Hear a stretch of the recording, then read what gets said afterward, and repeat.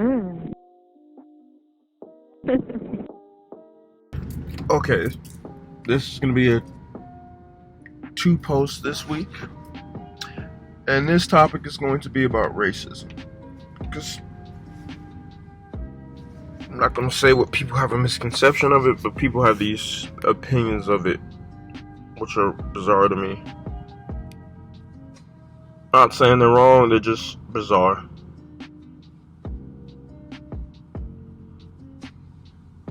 As a deeper melanated man in America, I can give the perspective of race I feel is a little better than most can, because they're just not going to go through the same experience I did. Even lighter tone Americans will not go through this. Black Americans will not go through the same experience I will. Now let's define what racism is.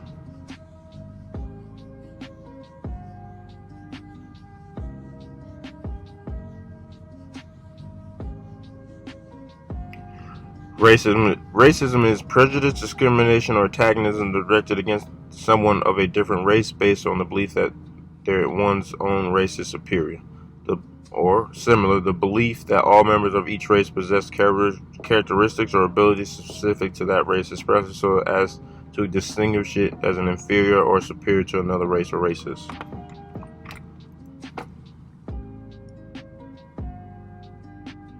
Now, racism isn't the same as sexism, isn't the same as colorism, isn't the same as ageism. None of that is the same. Let's start with that. None of it's the same. So if you and a person are of the same race, they by definition could not be racist. They just have a colorist issue. They think they are better than you because they are lighter and or darker than you, for whatever reason. You can classism too, that's another one. People can think they're better than you or superior to you because they possess more than you or are more educated than you, for various reasons. Older people may think they're better than you because they are older than you. There's a lot of gender wars going on where women think they're better than men, men thinking they're better than women. And it's so bizarre to me, because for people who are religious, even if you're not religious, you're spiritual, whatever, one of the first lessons in all Bibles, Qurans, spiritual journeys, everything has balance. Everything is meant here to balance the other side. Nothing overpowers the other. Men aren't smarter than women. Women aren't smarter than men. We just do things differently. We have a different process or mechanism of going about things. And we balance each other. Now back to racism. People think racism is just about, will have a negative connotation of it, somebody hating you or not giving you a job or this or that. But you can be racist and it can be a positive thing too. Like a kid who plays sports real well, that can have racist ramifications to it. You afraid of somebody like me, I'm 6'5", 215 pounds, you see me walking and you move out my way or clutch your purse out of fear. That is a form of racism.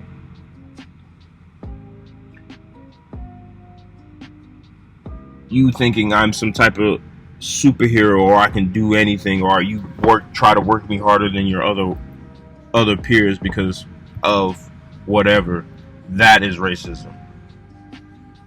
Now, there was a conversation, can melanated people be racist? And that depends on how you look at it. By definition, yes. If I own a business and I choose not to hire Sarah, Jake, and Harry because they are white, that is racist. Because I have power in a position they do not have power by definition. But in the same token, if I do not hire these people, what's the statistics that they could get a job somewhere else with the same pay or equal pay? Versus if you were a melanated person and that worked the other way around, it's highly unlikely that you could even find a melanated business owner who could hire you in the same position with the same pay, benefits, etc. and so forth. And that's what needs to be understood about racism. It's not systematic. It's about power, but it's also about opportunity. The lack of opportunity for one side over the other is really what roots what racism is. The less opportunity I have, the more racist a situation is for me. Now, there's also the situation where people can be unaccountable and not do things for themselves, because that's the thing. I'm not saying it's not. But at the same time, somebody who lives in an impoverished neighborhood is not going to have the same opportunity as somebody who goes to an Ivy League school. That's just what it is. That person will probably be stereotyped based upon the fact that they live in an impoverished neighborhood. If you saw me in person, you would not believe that I have my master's working on my PhD. Most people would not believe that. That's another thing that can be conceived as colorism or racism too. When people gloat about the accomplishments of others based on their skin color, why it matters, it should just be an accomplishment. It shouldn't just be based on the fact that I am of melanated descent, that my accomplishment is more looked at one way or another. So that's all I have to say about racism. Now let's move to colorism. Colorism, to me,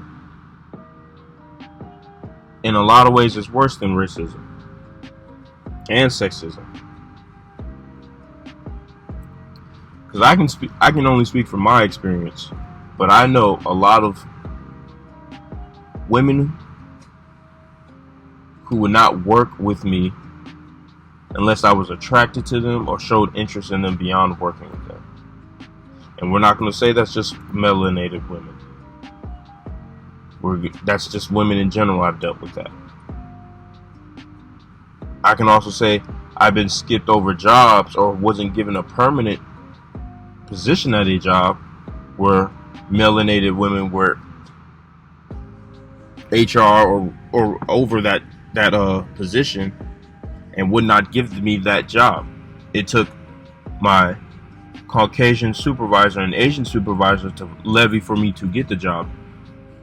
And then I took a test and they found out I could actually do every job in that company. And I wasn't even offered the job. In fact, they offered it to a lot of other melanated women after me who walked off after the job and still didn't offer me the job. And they said, we didn't offer you the job because you didn't formally apply. Which it would have been nothing like, to say, hey, formally apply and we'll give you the full-time job. So we can say and these were women who did this, we can say that's colorism or racism because they both were lighter than me. It depends on how you want to look at that situation. But the same woman who didn't seem to want to offer me a full-time job was going across the street to ask my former girlfriend if her and I were dating or not. And she just had a baby and she had a man. So why that mattered to her, I don't know. So please, when you discuss these different topics of what people can be about racism, colorism, sexism, please define it by the categories they are in. What people need to also understand about racism, colorism, sexism, socialism, these are all the implication of racism is logical implications based off of emotion. It's ordered chaos. Because let's really break this down conceptually. You dislike somebody because of the color of their skin. You dislike a race, ethnicity, or some form or habit because of what other people told you to do. And the people who told you to do it look like you, have the same color as you, have the same descendants as you, But they're telling you to hate the other people because they're lazy, they don't work, they're dumb, they're inferior. And you got to be some kind of crazy to dislike somebody based off that when they have no control or power of what happens into your life. You have all the control and power of what happens to their life, but they have no control over yours. I don't even understand why you could hate somebody like that. That doesn't make sense. And this goes for colorism, sexism, etc., and so forth. You hate somebody who has no control or no power over you. That's really what it's based on. That's why I say it's ordered chaos, because it's all of it's invoked on emotion. People don't understand that propaganda and media and art, that controls that. That controls the psychological aspect of things, of how you view things and how you perceive things. Hitler used that against the Jewish people. When slavery was in America, they used it to control slaves. They had a system they called bucking the horse or bull, where the slave master would rape the male slave in front of other slaves and his family. Anally rape them, either with a tool or physically by themselves. Or they would rape their wives for control. All of it's a control aspect. And it's a mental control. When you control the mind, you control everything else about a situation. And that's what people need to understand. They control the mind. They control their emotions. And no matter logic, fact, or conclusions you bring to somebody, it will not change how they feel. That's something they have to do within themselves. Some people can change based on new information provided to them, but a lot of people just don't want to change. A lot of people are just like that. That's just who they are. You know, like Jane Elliott has a saying, racism is learned and it can be unlearned, but it's learned through emotion. You know, I can show somebody a real map of what the world looked like. I can show them the history of all the things melanated people accomplished. But if they just choose still not to dislike somebody, they will still choose not to dislike someone. It's the same thing with sexism. So being a chauvinist. If a man chooses to dislike women beyond sexual needs, that's just what they choose to do. That is a personal choice of what they want to happen. Or it could also be based on experiences too, but it's still an emotional choice. It's not based on anything else. So with that being said, signing out. This is Word of Mouth. Like, subscribe to the channel. Peace. Mm.